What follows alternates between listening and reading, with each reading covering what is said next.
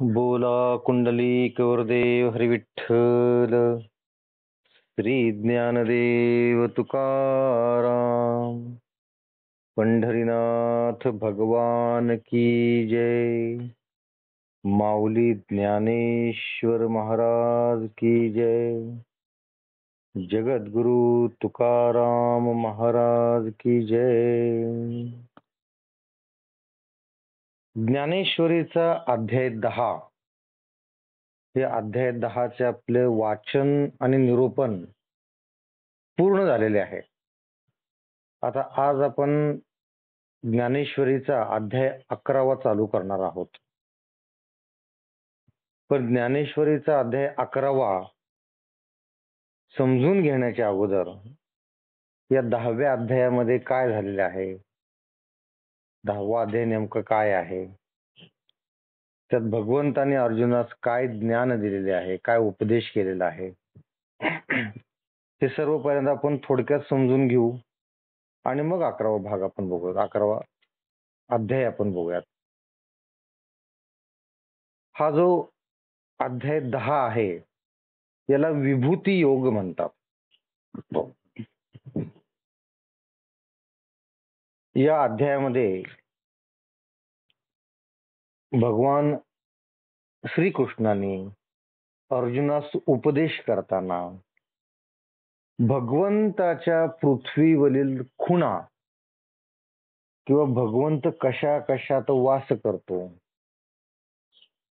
किंवा भगवंताचं भजन करण्यासाठी भगवंत जर प्रत्यक्ष दिसत नाहीत तर मग त्यांच्या ऐवजी कुणाचं चिंतन करावं, कुणाचं भजन करावं, हे विस्तृतपणे या अध्याय 10 मध्ये सांगितलेलं आहे. या अध्याय 10 ची सुरुवातच होते गुरु वर्णन करून, गुरूंचं पूजन करून, गुरूंची महती. ज्ञानेश्वर माऊलींचे गुरु निवृत्तीदास, त्यांचे मोठे बंधू, त्यांचं वर्णन करूनच या अध्यायाची सुरुवात होते.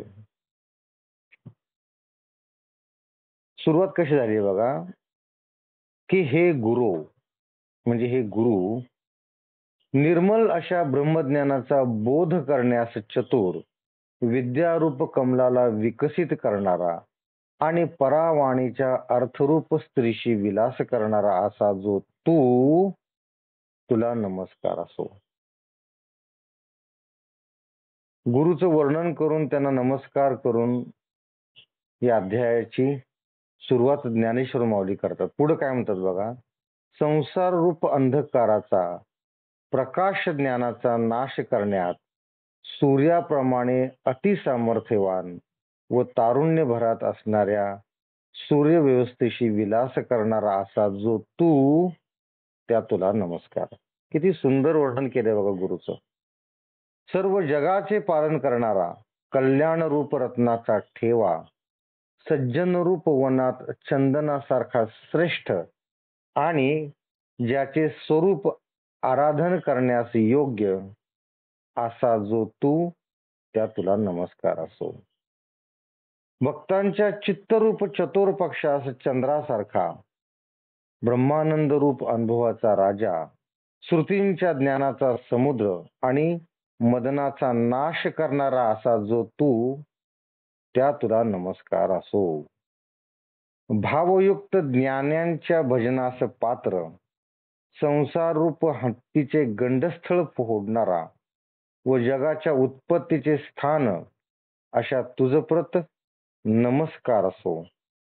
गुरु, तुमच्या कृपारूप गणेशाचा जेव्हा प्रसाद होतो तेव्हा लहान मुलालाही शास्त्रांच्या गुह्य सिद्धांताचे ज्ञान होते. असं सुंदर शब्दात आपल्या गुरूंचे म्हणजे निवृत्तीदासांचे वर्णन करून ज्ञानेश्वर माऊलींनी या अध्याय 10 ची सुरुवात केलेली आहे. आता हे मध्येच का वर्णन आलं, अध्याय 10 मध्येच का गुरुचं वर्णन आलेलं आहे, तर त्याला एक कारण आहे. ज्ञानेश्वरीचे अध्याय 1 ते 9 आणि 10 ते 18 हे 2 खंड आहेत. जो पहिला जो खंड आहे तो पूर्वार्ध आहे आणि दुसरा जो खंड आहे 10च्या पुढचा त्याला उत्तरखंड असं म्हणतात. तर ज्ञानेश्वर माऊली म्हणतात की आतापर्यंत जे मी 9 खंडांचे 9 अध्यायांचे जे वर्णन केलेले आहे, प्राकृत भाषेमध्ये जे लिखाण केलेले आहे, ते सर्व आपल्या कृपेमुळे झालेले आहे. त्यामुळं आपल्याला या गुरुला माझा नमस्कार असं म्हणून या अध्यायाची सुरुवात केलेली आहे. मग ज्ञानेश्वर माऊली म्हटले की हे स्वामी, तुम्ही माझ्यावर ममतेने कृपादृष्टी केल्यामुळे कृष्ण अर्जुन रूप संवाद मी प्रयाग येथे वटवृक्षाखाली झालो व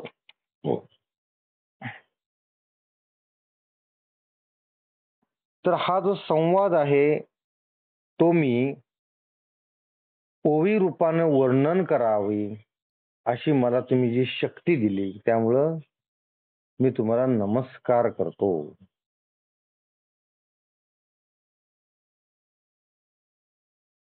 नंतर या 1 ते 9 अध्यायांमध्ये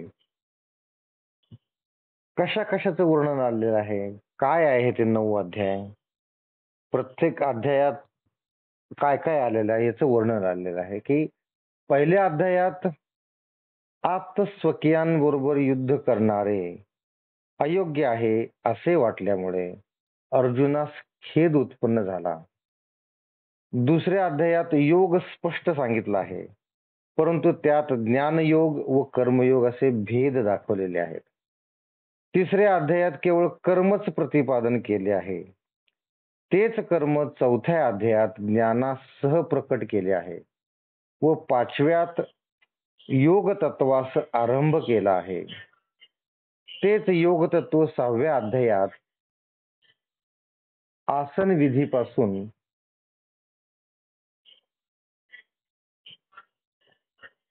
विधीपासून जीवाचे ऐक्य होईपर्यंत स्पष्ट सांगितले आहे. त्याचप्रमाणे अष्टांग योग स्थितीत व योग भ्रष्टास मिळणारी गती याविषयी सर्व सिद्धांत 6व्यात सांगितले आहेत.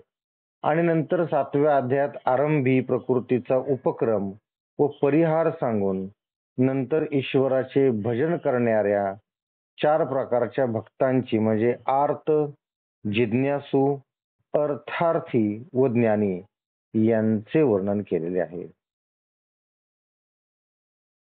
प्रश्न सप्तकाचे स्पष्टीकरण करून प्रयाण समयी चित्त शुद्ध करण्याचा निर्णय 8व्या अध्यायात सांगितला आहे. आणि मग वेदात जेवढा म्हणून अभिप्राय आहे तेवढा 1 लक्ष महाभारत ग्रंथात आणला आहे व या भारतात सांगितलेल्या सर्व अभिप्राय अर्जुनाच्या संवादरूपी गीतेच्या 700 श्लोकात आहे व तोच एकट्या 9व्या अध्यायात आणलेला आहे. म्हणून 9व्या अध्यायाचा अभिप्राय स्पष्ट करण्यास जेथे अर्जुनाची ही शक्ती झाली नाही तो स्पष्ट करून सांगण्याबद्दल मी व्यर्थ गर्व कशाला पाहू. किती नम्रता आहे बघा. एवढे सर्व ज्ञानेश्वरीची रचना केली, एवढ्या कोवळ्या वयामध्ये रचना केली आणि तरीही ह्याचं श्रेय कणभर ही श्रेय स्वतःला न घेता ही सर्व गुरूंची कृपा आहे, गुरूंमुळे झालेलं आहे. त्यामुळे गुरुचरणी हे सगळं अर्पण केलेलं आहे अशी लीनता ज्ञानेश्वर माऊलींच्या ठिकाणी आहे. म्हणजे किती जरी योग्यता असली तरी लीनता किती महत्वाची बघा, नम्रता किती महत्वाची बघा. नम्रपणाने त्यांनी हा आपला सर्व जो उपलब्धी आहे स्वतःची ती गुरुच्या चरणी अर्पण केलेली आहे.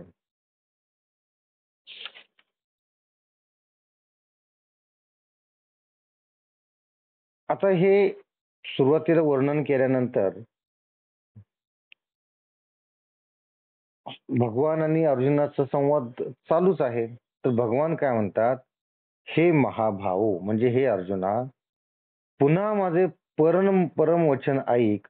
तू माझ्या भाषणाने संतुष्ट होतोस म्हणून तुझे हित व्हावे या इच्छेने मी तुला सांगतो. आता भगवंत अर्जुनासच हा सर्व योग स्पष्ट करून का सांगत आहेत? हे ज्ञान का देत आहेत? भगवंत अर्जुनासच उपदेश का करत आहेत? तर अर्जुनाची तशी योग्यता आहे. काय योग्यता आहे बघा, किंवा अर्जुनाचं भगवंतांनी परीक्षण केलेलं आहे. हा योग्य आहे का नाही, कशा पद्धतीनं? तर त्यासाठी काय उदाहरणं दिलेली आहेत की नवीन मडक्यामध्ये आपण पाणी भरताना पहिल्यांदा ते गळते का नाही यासाठी थोडंसं पाणी भरून बघतो. सुरुवातीला त्या मडक्यामध्ये तो गळत तर नाही ना, त्याची आपण खात्री करून घेतो. किंवा नवीन जर चाकर कामासाठी ठेवला तर त्याच्या याय जायच्या वाटेत आपण काही मौल्यवान वस्तू ठेवतो की तो परत आणून देतोय का बघण्यासाठी. आणि त्यानं जर परत आणून दिल्या तर मग त्याला महत्वाची जबाबदारी देतो. बरोबर आहे. त्याचप्रमाणे भगवंताने अर्जुनाची परीक्षा केलेली आहे.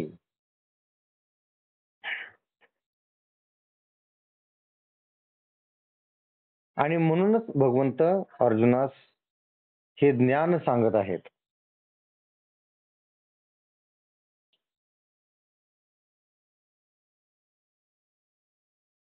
पुढे भगवंत काय म्हणतात बघा, की माझी उत्पत्ती देवगणांना ठाऊक नाही व महर्षींनाही ठाऊक नाही, का की मी सर्व प्रकारे देव आणि महर्षींचे आदी कारण आहे. आता भगवंत हे कसे आहेत? अविनाशी आहेत. भगवंत कसे आहेत? निर्विकार आहेत. तर असे जे हे भगवंत आहेत हे सर्वांचे उत्पादन करता आहेत.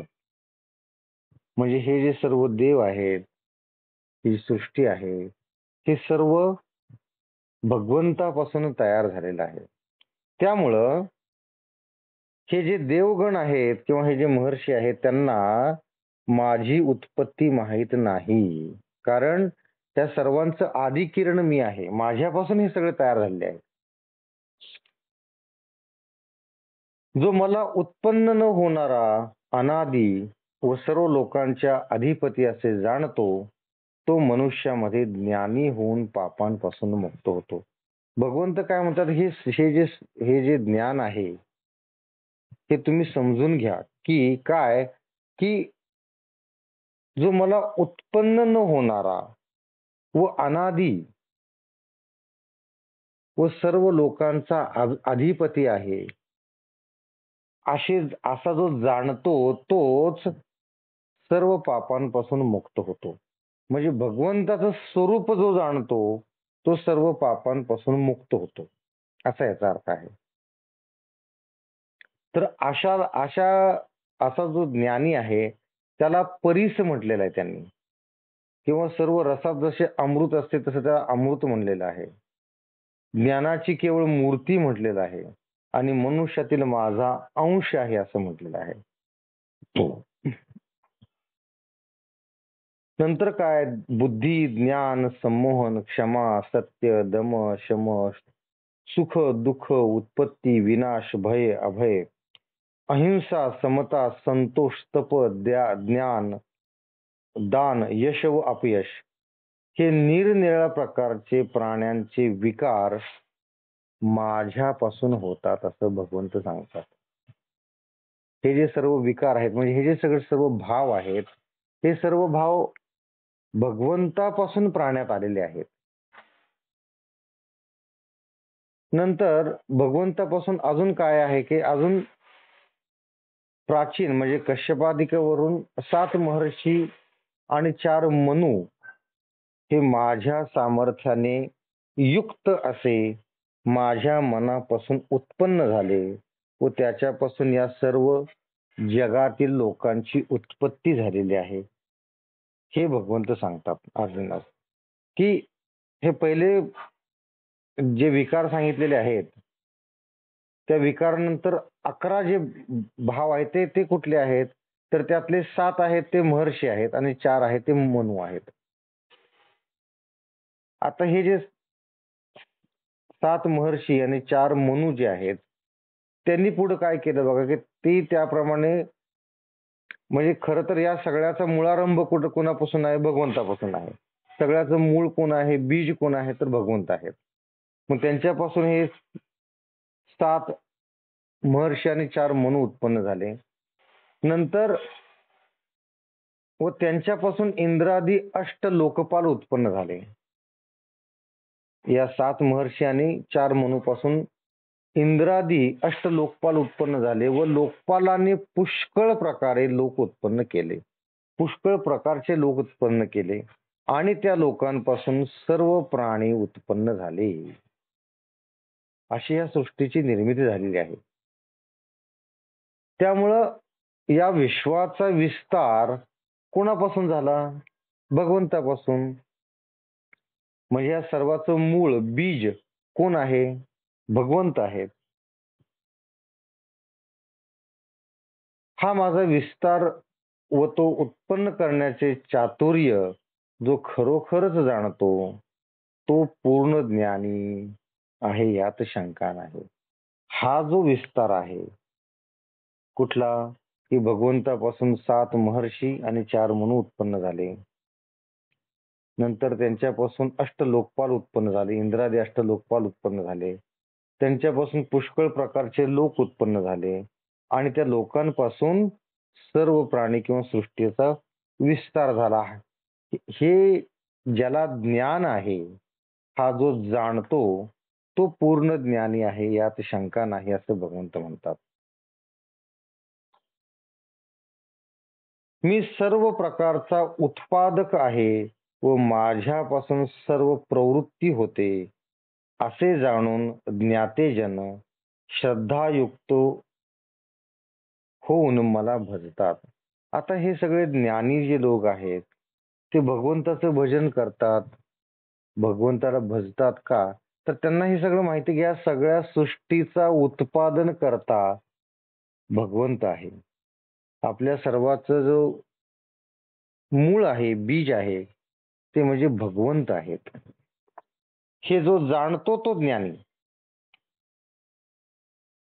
ज्ञानी माझ्या ठिकाणी चित्त ठेवून व माझ्या ठिकाणी जीव लावून एकमेकांना माझ्याविषयी बोध करून माझे कीर्तन करीत सर्व काळ संतोष मानून माझे ठिकाणी रममान होतात. आता हे जे असे जे ज्ञानी लोक आहेत ते ज्यावेळेस एकत्र येतात, एकमेकांना भेटतात, त्यावेळेस भगवंताच्या स्वरूपाविषयीच विचारांची देवाणघेवाण होते.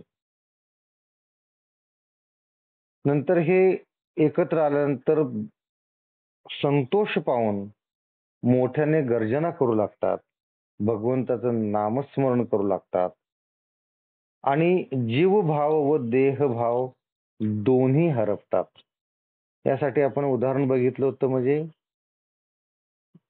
आळंदी ते पंढरपूर जी यात्रा जाते, वारी जाते किंवा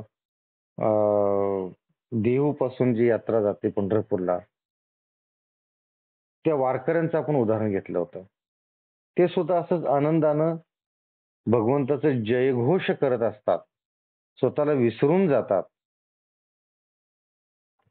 नंतर पुढे भगवंत काय म्हणतात बघा, की याप्रमाणे नेहमी माझे ठिकाणी तत्पर असलेले व प्रीतपूर्वक मला भजणारे जे ज्ञानी, ते ज्या योगाने मला मिळतील असा बुद्धियोग मी त्यांना देतो.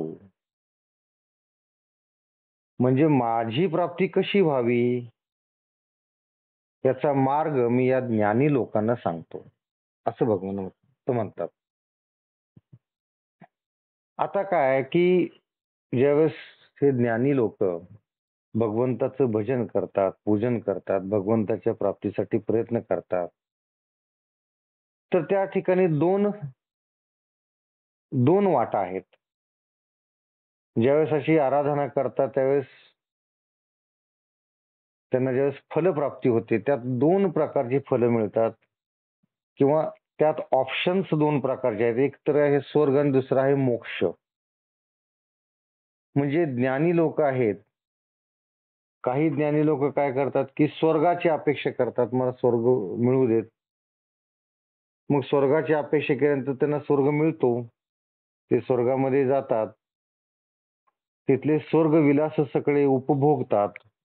ते उपभोगत असताना त्यांच्या गाठीचं पुण्य कमी कमी होत जातं आणि पुण्य संपलं की परत या मृत्यू लोकात त्यांना यावं लागतं आणि परत मग जन्म मृत्यूच्या फेऱ्यामध्ये ते अडकतात. पण त्यातले जे काही ज्ञानी लोक आहेत ते मोक्षाची अपेक्षा धरतात आणि त्वरित भगवंताच्या प्रती मद्रूप होऊन जातात आणि त्यांना मोक्ष प्राप्ती होते.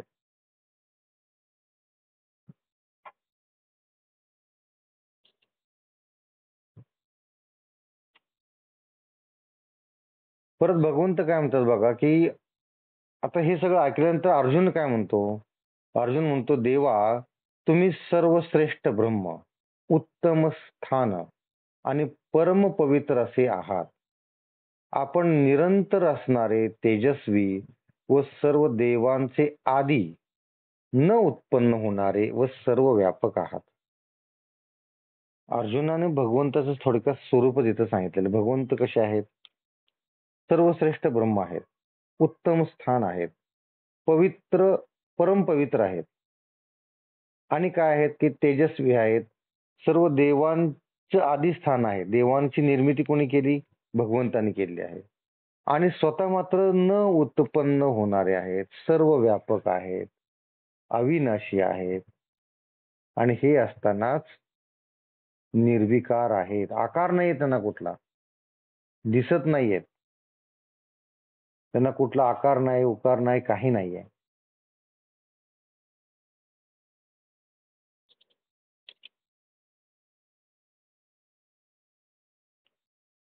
नंतर अर्जुन काय म्हणतो की तुमच्या या स्वरूपाविषयी मी लहान असताना नारद मुनी आमच्या घरी येत असत व ते ते ते आपलेच गीत गात असत. आता ते गीत फक्त मी त्यातली चाल आणि हे ऐकून मी फक्त डोलत असे, पण त्या गीतांमधले अर्थ शब्द मी समजून घेतले नाहीत. नंतर काय की असित आणि देवल त्यांच्या तोंडून सुद्धा मी तुमचं गुणगान ऐकलेलं आहे. पण त्यावेळेस माझी बुद्धी विषय रूपानं व्यापलेली होती. त्यामुळं काय होत असेल की विषयरूप विषाचा महिमा असा असतो की परमार्थ गोड असून तो जीवास कडू लागतो व विषय कडू असून तो गोड लागतो, अशी परिस्थिती असल्यामुळं मी ते त्यावेळेसही समजू शकलो नाही. नंतर अजून सर्वश्रेष्ठ जे व्यास मुनी आहेत ते देखील स्वतः येऊन तुमच्या स्वरूपाचे वर्णन करीत असेत. परंतु एखाद्याला अंधारात चिंतामणी सापडून तो चिंतामणी नव्हे या बुद्धीने तो टाकून देतो, त्याचप्रमाणे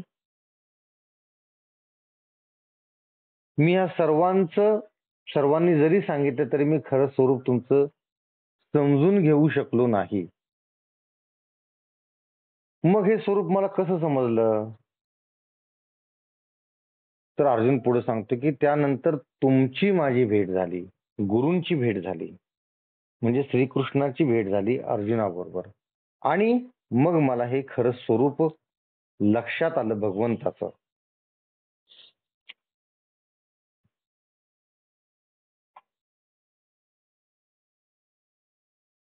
मग काय म्हणतात बघा, हे पुरुषोत्तमा, हे भूत भावना, हे भूतेशा, हे देवदेवा, हे जगतपते, आपण आपल्याच सामर्थ्याने आपल्याला जाणता. हे समजलं अर्जुनास. आता हे सगळं समजल्यानंतर अर्जुनाची अजून थोडीशी उत्कंठा वाढते आणि अर्जुनाला प्रश्न असा पडतो की ज्यावेळेस भगवंत जर समजा दिसत नाही, त्यांचं स्वरूप असं आहे की ते आपल्याला कळत नाहीत, ते निर्विकार आहे, त्यांना आकार नाहीये, वास नाही, हात नाही, पाय नाही, त्यांना आदी नाहीये, अंत नाहीये, अविनाशी आहेत. त्यांचं स्वरूप डोळ्याला दिसत नाही. तर मग अशा वेळेस आम्ही आराधना कुणाची करायची? आम्ही भजन कुणाचं करायचं? तर त्यासाठी आपल्या ज्या विभूती आहेत, त्या मला तुम्ही समजून सांगा. म्हणजे आम्ही त्या विभूतींचंच भजन करू, पूजन करू. कारण जे दृश्य आहे, जे डोळ्याला दिसणार आहे, असं काहीतरी आम्हाला सांगा, की ज्यात तुमचा वास आहे, ज्यात तुम्ही आहात. अशा ज्या विभूती आहेत, त्या तुम्ही आम्हाला सांगा, असं अर्जुन म्हणतो भगवान श्रीकृष्णाला. आता विभूती म्हणजे काय बघा, विभूती म्हणजे या भूमीवरचे विशेष व्यक्ती किंवा वस्तू, की ज्याच्यामध्ये भगवंताचा वास आहे, भगवंताचा अंश आहे. अशा गोष्टींना विभूती असं म्हटलं जातं. म्हणजे काय, की त्या विभूतींचं आपण भजन केलं, पूजन केलं, तर ते भगवंताचं भजन पूजन केल्यासारखं आपल्या दृष्टीस पडणारे भगवंत थोडक्यात. अशी विभूती. तर असं म्हटल्यानंतर भगवंत त्यांना सांगू लागतात, की विभूती म्हणजे काय आहे? विभूती ह्या कशा आहेत? किती आहेत? असंख्य विभूती आहेत म्हणले. अंगावर जेवढे केस आहेत तेवढ्या विभूती आहेत. मोजता येणार नाहीत. म्हणजे हजार जन्मामध्ये सुद्धा निम्म्या सुद्धा विभूती सांगता येणार नाहीत, एवढ्या विभूती आहेत. आणि मग उदाहरण देतात, की 12 आदित्यात जे विष्णू आहेत, तो मी आहे.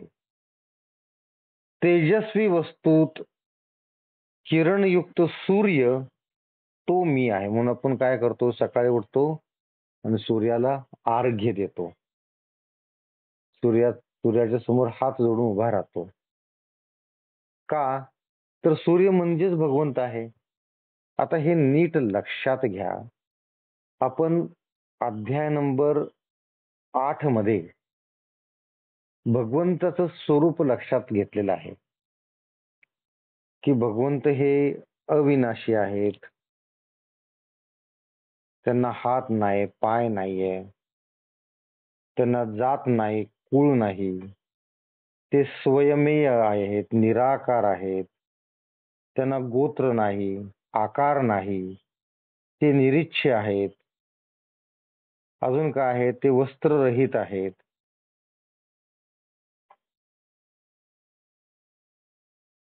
ते स्वयंसिद्ध आहेत.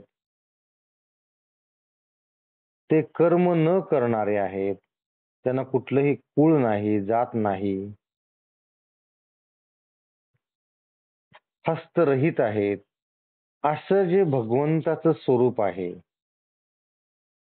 तर अशा भगवंताच्या स्वरूपाचं भजन कसं करायचं, पूजन कसं करायचं? कारण ते दिसतच नाहीयेत. मग त्याचं भजन पूजन कसं करायचं? म्हणून अर्जुनाने भगवंतास विनंती केली, की आपलं स्वरूप, दृश्य स्वरूप पृथ्वी तलावरचं आम्हाला सांगा. म्हणजेच विभूती काय आहेत ते सांगा. म्हणून भगवंताने सांगितलेलं आहे, की 12 आदित्यामध्ये विष्णू जो आहे तो मी आहे. सर्व तेजस्वी वस्तूत किरणयुक्त सूर्य तो मी आहे. 49 मरुद्गुणात मारीच मी आहे व आकाशातील नक्षत्रामध्ये चंद्र मी आहे. आता ज्यावेळेस आपण 8व्या अध्यायात हे भगवंताचं स्वरूप पाहिलं, की ते आकार त्यांना नाहीये.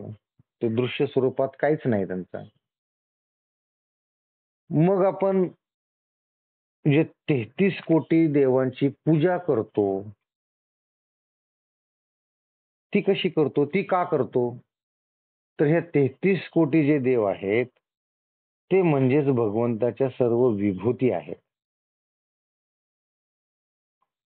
म्हणजे भगवंताचं दृश्य स्वरूप, भगवंताचा अंश कशामध्ये आहे, तर या 33 कोटी देवांमध्ये आहे. म्हणून आपण त्यांचं भजन पूजन करतो. म्हणून भगवंत सांगतात की मी कशात आहे, तर मी 12 आदित्यात जो विष्णू आहे त्यात मी आहे. तेजस्वी सूर्यात किरणयुक्त तेजस्वी वस्तूंमध्ये किरणयुक्त सूर्य तो मी आहे. अजून काय आहे की आकाशातील नक्षत्रात चंद्र जो आहे तो मी आहे. वेदात जो सामवेद आहे तो मी आहे. देवात मरुदबंधू जो इंद्र आहे तो मी आहे. नंतर काय सांगितलं की इंद्रियात 11वे जे मन ते मी आहे. तसेच प्राणी मात्रात जी मूळ जीवकळा आहे ती मी आहे. जी प्रेरणा आहे मनातली ती मी आहे. नंतर काय सांगितलंय बघा की सर्व रुद्रांमध्ये मदनाचा शत्रू जो शंकर तो मी आहे. शंकराचा मित्र जो धनवान कुबेर तो मी आहे. नंतर अग्नी मी आहे. नंतर सर्व सर्व शिखरात उंच पर्वतात उंच असा जो मेरू पर्वत तो मी आहे. कार्तिक स्वामी मी आहे. नंतर सर्व बोलण्यात ज्या सत्याने व्यवहार होतो ते सत्य अक्षर मी आहे. जपयज्ञ मी आहे. परब्रह्म मी आहे. हिमालय पर्वत मी आहे. या सगळ्या विभूतीच बरं का. या सर्व विभूती आहेत. मग यातल्या कुणालाही आपण नमस्कार केला तर तो नमस्कार भगवंतास पोहोचतो असे आहे. नंतर सर्व वृक्षात जो पिंपळ आहे तो मी आहे. म्हणून आपण नाही का पिंपळाला नमस्कार करतो, पिंपळाची पूजा करतो. नंतर देवर्षित नारद ऋषी तो मी आहे. नंतर गंधर्वात चित्ररथ मी आहे. सर्व सिद्धांतमध्ये कपिलाचार्य मी आहे. सर्व घोड्यांमध्ये उच्चश्रवा नावाचा जो घोडा आहे तो मी आहे. हत्तींमध्ये ऐरावत नावाचा जो हत्ती आहे तो मी आहे. नंतर देवांनी क्षीरसागराचे मंथन करून सर्व रसात उत्तम असे जे अमृत उत्पन्न केले ते मी आहे.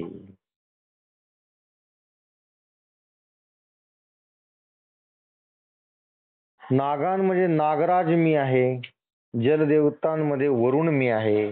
पितरांमध्ये अर्मया नावाचा पितर मी आहे. नंतर नियमन करणाऱ्यांमध्ये यम मी आहे.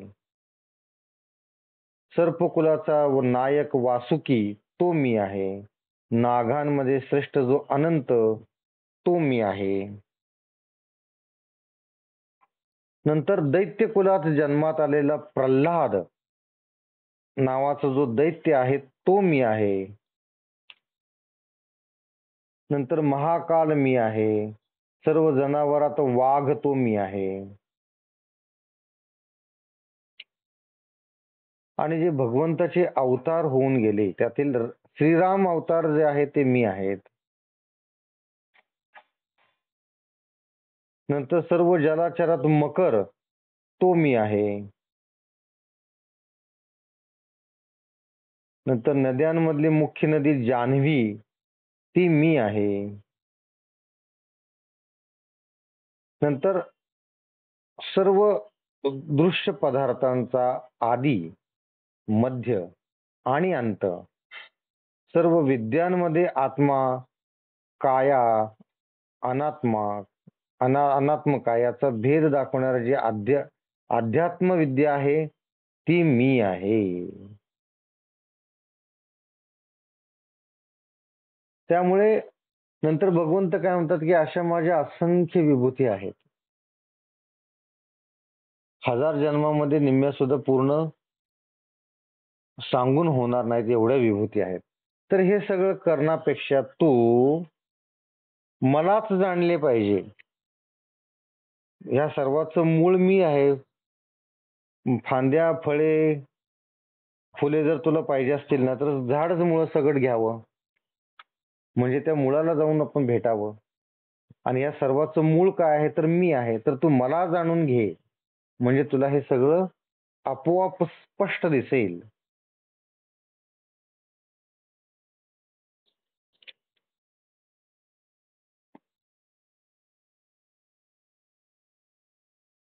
पुढं काय सांगतात बघा भगवंत, की या सर्वांचे या प्राणीमात्रांचे जे जीवन आहे ते जीवन मी आहे. स्त्री जात आणि अजून काय सांगितलं, स्त्री जातींपैकी माझ्या आणखी 7 विभूती आहेत. त्या 7 विभूती कुठल्या? तर कीर्ती, लक्ष्मी, वाणी, स्मृती, बुद्धी, धृती आणि शांती. या सर्व विभूती म्हणजे मीच आहे. नंतर छंदांमध्ये गायत्री छंद मी आहे. मासांमध्ये मार्गशीर्ष मास मी आहे. ऋतूंमध्ये वसंत ऋतू मी आहे. आपण बघा आपण 12 महिन्यात आपले कितीतरी सण येतात.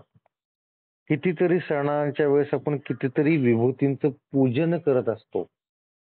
बघा तुम्हाला माहिती आहे, पण आपण त्या दृष्टीने कधी पाहिलेलं नाहीये. संक्रांतीच्या वेळेस आपण सूर्याचं पूजन करतो. नागपंचमीला नागाचं पूजन करतो. करतो की नाही? वटसावित्री पौर्णिमेला वडाला फेऱ्या घालतो, म्हणजे वडाचं पूजन करतो. गाई गुराची बारस असताना गाईचं पूजन करतो. नंतर आता आपल्या इथं हत्ती नाही आहेत म्हणून साऊथ भागात म्हणजे तामिळनाडू, केरळ वगैरे या भागामध्ये हत्तींचं पूजन केलं जातं. म्हणजे हे हे सर्व आपण पूर्वीपासून करत आलेलो आहोत. आपल्याला लहानपणी हे माहिती नव्हते, की आपली आई वडाच्या झाडाला का फेऱ्या घालते, त्याला काय जीव आहे का, काय आहे का, त्याला काय दिसतं का, हात आहेत का, पाय आहेत. पण त्यात भगवंत आहेत हे त्यावेळेस त्यांना माहिती होतं. आपली आई सूर्याला का नमस्कार करते, त्याच्यापासून काय मिळतं आपल्याला. लहान बुद्धी आपली होती त्यावेळेस, आपण असा विचार करायचो. त्याचं हे हे ज्ञान आहे, की ह्या सर्वांमध्ये भगवंत आहेत. म्हणून आपण त्यांची पूजा आराधना करत असतो. आणि एवढंच सांगून भगवंत थांबत नाहीत, की जे फसवणाऱ्यामध्ये जे द्यूत आहे ते मी आहे. तेजस्व्यांमध्ये तेज मी आहे. जय मी आहे. उद्योग मी आहे. आता उद्योग कुठला? की ज्या उद्योगामध्ये नीती आहे तो उद्योग मी आहे. तेच माझे स्वरूप आहे असं जाण. नंतर पांडवांमध्ये अर्जुन मी आहे. मुनींमध्ये व्यास मुनी मी आहे. कवींमध्ये उष्णा कवी मी आहे.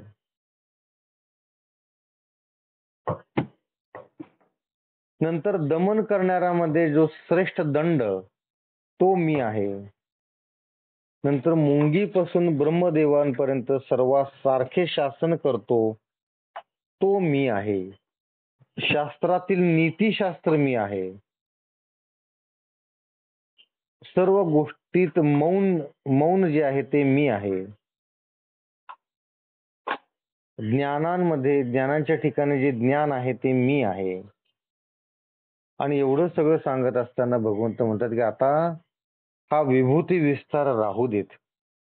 कारण काही केले तरी त्याचा अंत लागणार नाही. दोघांचा संवाद सुरू आहे. भगवान श्रीकृष्ण आणि अर्जुनाचा. भगवान श्रीकृष्ण काय म्हणतात, की आता हा विभूतीचा विस्तार राहू देत. त्याचा काय अंत नाही, भरपूर आहेत विभूती या. तर मग तू काय जाण, की या सर्व भूतांचे जे बीज आहे ते मी आहे हे जाण. मज वाचून असू शकेल असे चराचर भूत काही नाही. माझ्या दिव्य विभूतींचा अंत नाही. हा जो विभूतींचा विस्तार तो मी तुला संक्षेपाने सांगितला. अशा पद्धतीनं भगवंतांनी त्यांचा विभूतींचा विस्तार, किती विभूती आहेत, कशा आहेत, ते भगवंतांनी सांगितलेलं आहे.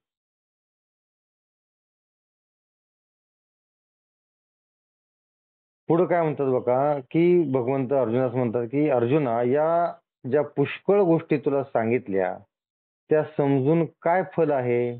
तर हे सर्व जग मी एका अंशाने व्यापले आहे इतके समज." म्हणजे भगवंताचा एक अंश आहे या सर्व जगांमध्ये, या प्राणी मात्रामध्ये. एवढंच तू समजून घे. आणि या ज्या विभूती आहेत ना, त्या विभूती विशेष विभूती किंवा साधारण विभूती असा काही भेद नाही याच्यामध्ये. सर्व विभूत्या सारख्याच. कशामध्ये भेद नाहीये.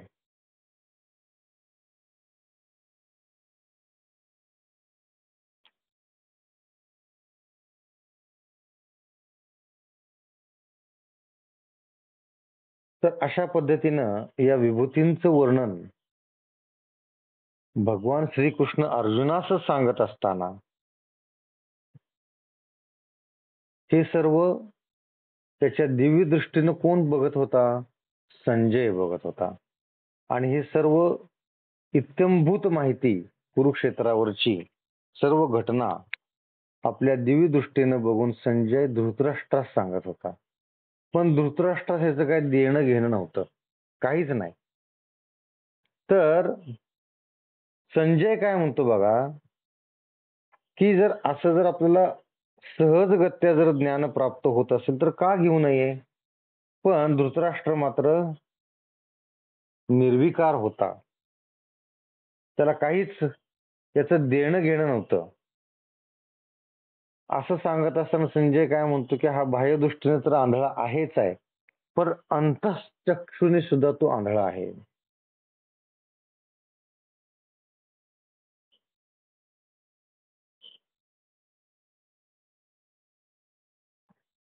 तर अशा पद्धतीनं हा 10वा अध्याय इथेच संपतो.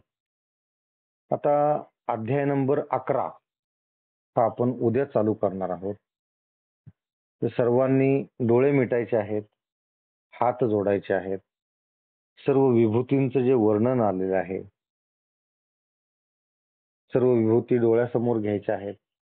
त्यांचं मनातल्या मनात पूजन करायचं आहे, भजन करायचं आहे. बोला कुंडलिक वरदेव हरी विठ्ठल, श्री ज्ञानदेव तुकाराम, पंढरीनाथ भगवान की जय, माऊली ज्ञानेश्वर महाराज की जय, जगद्गुरु तुकाराम महाराज की जय, सर्व संतों की जय. जय जय रघुवीर समर्थ.